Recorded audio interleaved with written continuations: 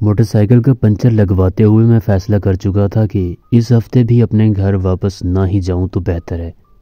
دیر تو ویسے بھی ہو چکی تھی، اور جہاں پچھلے 3 ہفتے گزر گئے ہیں یہ بھی گزار ہی لوں تو گرمیوں کی چھٹیوں میں ایک ہی بار چلا جاؤں گا۔ اسی سوچ و بچار میں روڈ پر کھڑے میں نے 15-16 سال کے ایک نوجوان کو اپنی طرف متوجہ پایا۔ وہ عجیب سوالیہ نظروں سے میری جانب دیکھ رہا تھا، جیسے کوئی بات کرنا چاہ رہا ہو لیکن رش کی وجہ سے نہیں کر پا رہا تھا۔ جب پنچر لگ گیا تو میں نے دکاندار کو 1000 روپے کا نوٹ دیا۔ اس نے 100 روپے کاٹ کر باقی مجھے واپس کر دیے۔ میں موٹر سائیکل پر سوار ہو کر جو ہی واپس شہر کی جانب مڑنے لگا تو وہ لڑکا جلدی سے میرے پاس آ کر کہنے لگا، بھائی جان، میں گھر سے مزدوری کرنے آیا تھا، آج دہاڑی نہیں لگی، آپ مجھے واپسی کا کرایہ 100 روپے دے دیں گے؟ میں نے ایک اچپٹی سی نگاہ اس پر ڈالی۔ سادہ سا لباس، ماتھے پر تیل سے چپکے ہوئے بال، پاؤں میں سیمنٹ بھرا جوتا، مجھے وہ سچا لگا۔ میں نے 100 روپے نکال کر اس کے ہاتھ پر رکھ دیے۔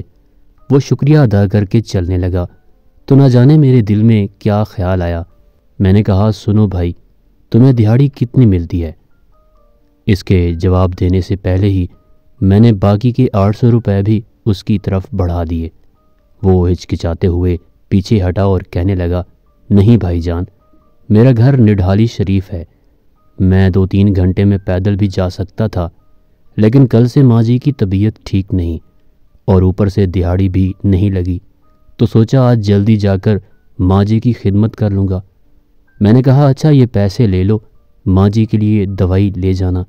وہ کہنے لگا، دوائی تو میں کل ہی لے گیا تھا، آج میں سارا دن ماں جی کے پاس رہوں گا تو وہ خود ہی ٹھیک ہو جائیں گی۔ مائیں دوائیوں سے کہاں ٹھیک ہوتی ہیں بابو جی؟ میں نے حیران ہو کر پوچھا، تمہارا نام کیا ہے؟ اتنے میں اس کی بس بھی آ گئی اور وہ بس کی چھت پر لپک کر چڑھ گیا اور میری طرف مسکراتے ہوئے زور سے بولا، گلو۔ گلو کی بس آہستہ آہستہ دور ہوتی جا رہی تھی، لیکن گلو کے واپس کیے ہوئے 800 روپے میری ہتھیلی پر پڑے ہوئے تھے اور میں ہائی اسٹریٹ کے رش میں خود کو یکدم اکیلا محسوس کرنے لگا۔ کچھ دیر سوچ کر میں نے موٹر سائیکل کا رخ ریلوے اسٹیشن کی طرف موڑ لیا اور موٹر سائیکل کو اسٹینڈ پر کھڑا کر کے ٹوکن لیا اور ٹکٹ گھر سے 700 روپے میں سائیوال کا ٹکٹ لے کر گاڑی کے انتظار میں بینچ پر بیٹھ گیا۔ کب گاڑی آئی، کیسے میں سوار ہوا، کچھ خبر نہیں۔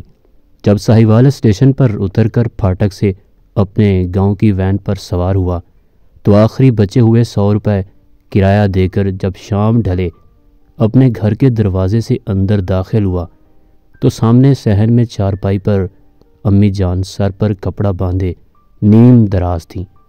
میرا بڑا بھائی دوائی کا چمچ بھر کر انہیں پلا رہا تھا۔